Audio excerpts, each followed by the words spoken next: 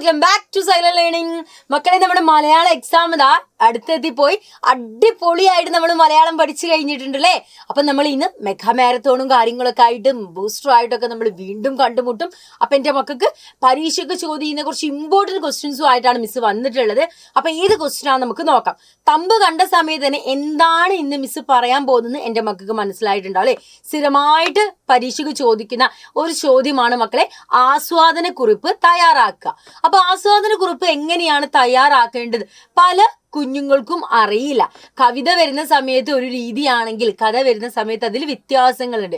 ചില കുട്ടികൾ എന്ത് ചെയ്യും, കവിതയും കഥയും ഒരേ രീതിയിൽ തന്നെ ആസ്വാദന കുറിപ്പ് എഴുതും.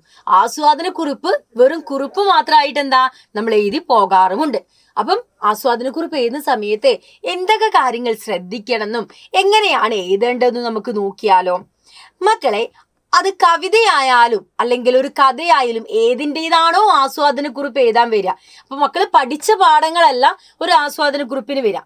ഒരു കവിത ഭാഗം തരും അല്ലെങ്കിൽ ഒരു കഥയുടെ ഒരു ഭാഗം തരും, എന്നിട്ട് ആസ്വാദന കുറിപ്പ് എഴുതാൻ ചോദിക്കും. അല്ലാതെ മക്കൾ ഇതിനു മുന്നേ പഠിച്ചതോ കേട്ടതോ ആയ കഥയായിരിക്കില്ല. ചിലപ്പോൾ എവിടേക്കോ കേട്ട ഒരു കഥയായിരിക്കും. പക്ഷെ ഇതുവരെ ആസ്വാദന കുറിപ്പ് അതിനെ എഴുതി നോക്കിയിട്ടില്ല. അങ്ങനെ വരുന്ന സമയത്തെ നമ്മൾ പുതുതായിട്ട് എഴുതുമ്പോൾ എന്തൊക്കെ കാര്യങ്ങൾ അതിൽ ശ്രദ്ധിക്കണം. ആരാണോ ആ കവിത എഴുതിയത് അല്ലെങ്കിൽ ആ കഥ ആരാണ് എഴുതിയത്, ആ ഒരു വ്യക്തിയുടെ പേര് നമ്മൾ അവിടെ കൊടുക്കണം. രണ്ടാമത്, എന്താണ് പ്രമേയം എന്നുള്ളത് ഉൾപ്പെടുത്തണം. എന്താണ് പ്രമേയം എന്നുള്ളത് കൃത്യമായിട്ട് ഉൾപ്പെടുത്തിയിരിക്കണം. ഒരു കവിത അല്ലെങ്കിൽ ഒരു കഥ നമ്മളോട് പറയുന്നത് എന്താണ്, അതിൻ്റെ ആശയം എന്താണെന്ന് നമ്മൾ പറയണം. മൂന്നാമതായിട്ട് എന്താ, ആശയം വ്യക്തമാക്കുന്ന. പല കവിതകളും പല കഥകളും പല രീതിയിലുള്ള ആശയങ്ങളായിരിക്കും നമ്മളായിട്ട് വിനിമയം നടത്തുന്നത്. പല ആശയവിനിമയങ്ങളായിരിക്കും ഉണ്ടാവുക, കമ്മ്യൂണിക്കേറ്റ് ചെയ്യുക.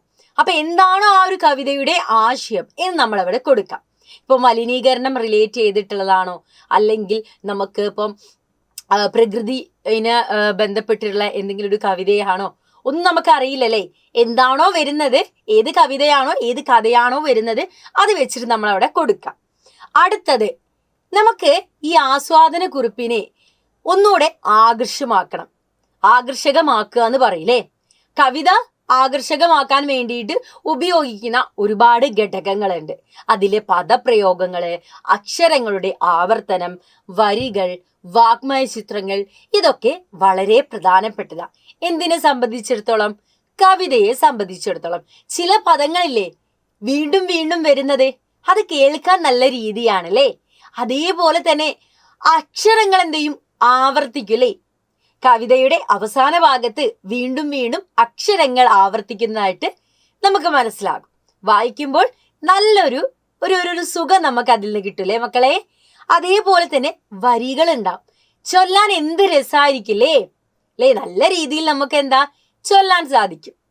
അതേപോലെ തന്നെ വാഗ്മയ ചിത്രങ്ങൾ, ഇതെല്ലാം നമ്മളെ കവിതയെ ആകർഷകമാക്കുന്ന ഘടകങ്ങളാണ്. അതെല്ലാം എൻ്റെ മക്കൾ എന്ത് ചെയ്യണം, ആസ്വാദന കുറിപ്പിൽ ഉൾപ്പെടുത്തണം. ഇന്ന ഘടകങ്ങളാണ് നമ്മുടെ കവിതയെ എന്ത് ചെയ്യുന്നത്, കൂടുതൽ ആകർഷകമാക്കുന്നത്. ഈ ഒരു വരി വീണ്ടും വീണ്ടും ആവർത്തിച്ചിട്ടുണ്ട്, പദപ്രയോഗങ്ങൾ ആവർത്തിച്ചതിനാൽ കവിത നമുക്ക് കൂടുതൽ ആസ്വാദകരമായി മാറിയിട്ടുണ്ട് എന്ന കാര്യങ്ങളൊക്കെ അവിടെ ഉൾപ്പെടുത്തുക. ഇതൊക്കെ ഉൾപ്പെടുത്തിയിട്ടാണ് നമ്മൾ ആസ്വാദന കുറിപ്പ് തയ്യാറാക്കേണ്ടത്. അപ്പൊ എന്തൊക്കെ കാര്യങ്ങളാണ് ആസ്വാദന കുറിപ്പ് തയ്യാറാക്കുന്ന സമയത്ത് ഉൾക്കൊള്ളിക്കേണ്ടത് എൻ്റെ മക്കൾക്ക് മനസ്സിലായില്ലേ? ഇനി എൻ്റെ മക്കളെ ശ്രദ്ധിക്കേണ്ട കുറച്ച് കാര്യങ്ങൾ കൂടെ മിസ് പറഞ്ഞുതരാം. അപ്പൊ എന്തെല്ലാം കാര്യങ്ങൾ എൻ്റെ കുഞ്ഞുങ്ങൾ ആസ്വാദന കുറിപ്പ് എഴുതുമ്പോൾ ശ്രദ്ധിക്കണം, നമുക്ക് നോക്കലേ. ഒന്നാമത്, ഒരു കവിതയാണെങ്കിലോ ഒരു കഥയാണെങ്കിലോ അത് മനസ്സിരുത്തി വായിക്കാം. ഒറ്റ വട്ടമായി വരുന്ന മക്കളെ വായിക്കുന്നത്, ഒന്നിലധികം വട്ടം നമ്മൾ ഇങ്ങനെ കവിത ചൊല്ലിക്കൊണ്ടേയിരിക്കുക. കവിതയുടെ ആശയമൊന്നും പെട്ടെന്ന് നമുക്ക് മനസ്സിലാവില്ലല്ലേ.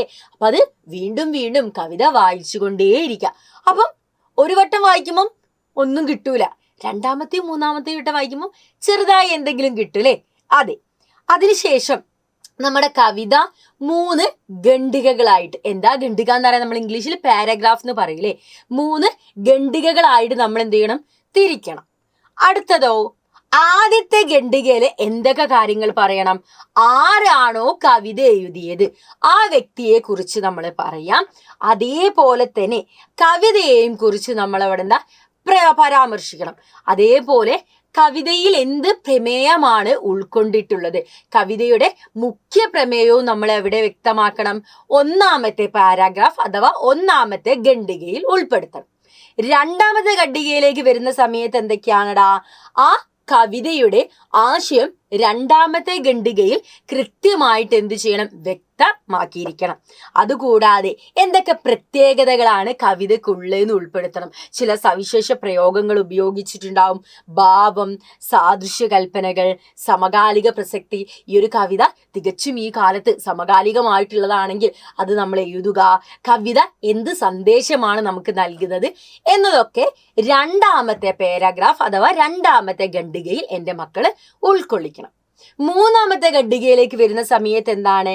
കവിതയെക്കുറിച്ചുള്ള സ്വന്തം നിരീക്ഷണങ്ങളും. ഇപ്പം കവിത വായിക്കുന്ന 4 കുട്ടികൾക്ക് 4 തരത്തിലുള്ള നിരീക്ഷണങ്ങളായിരിക്കും ഉണ്ടാവും അല്ലെ. അവരെ കാഴ്ചപ്പാടുകൾ എന്തായിരിക്കും?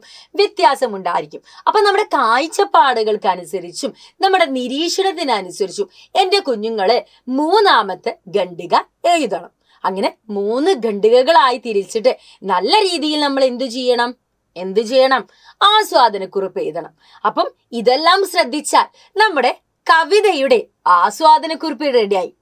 അപ്പൊ എൻ്റെ മക്കളെ മനസ്സിലുണ്ടാവും അല്ലേ, അല്ല മിസ്സേ കവിതേനെ കുറിച്ചല്ല ഇത്ര നേരം പറഞ്ഞേ, എന്താ കഥക്ക് ആസ്വാദനം വരില്ലേ? വരുമെടാ. അപ്പൊ എന്തൊക്കെ ശ്രദ്ധിക്കണം? നോക്കിക്കേ, ഇതുപോലെ തന്നെ നമുക്ക് കഥക്കും ആസ്വാദനക്കുറിപ്പ് എഴുതാം. കഥയുടെ വരുന്ന സമയത്ത് എന്താ? അതിൻ്റെ പ്രമേയം, ആഖ്യാന രീതി, ഓരോ കഥാപാത്രങ്ങളുടെ പ്രത്യേകതകൾ, സമകാലിക പ്രസക്തി എന്നിവയൊക്കെ ചേർത്തിട്ടാണ് നമ്മൾ ആസ്വാദനക്കുറിപ്പ് തയ്യാറാക്കേണ്ടത്. കൃത്യമായില്ലേ മക്കളെ? അപ്പൊ എങ്ങനെയാണ് ഒരു ആസ്വാദനക്കുറിപ്പ് തയ്യാറാക്കേണ്ടത് എന്ന കാര്യം എൻ്റെ മക്കൾക്ക് മനസ്സിലായില്ലേ?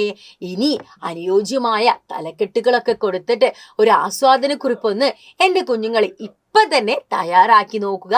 എന്നാൽ നമുക്ക് നാളത്തെ പരീക്ഷ വളരെ ഈസി ആയിരിക്കും കേട്ടോ. അപ്പൊ നമ്മുടെ ഇന്നത്തെ സെക്ഷനിൽ നമ്മൾ എന്തു പഠിച്ചു കഴിഞ്ഞു?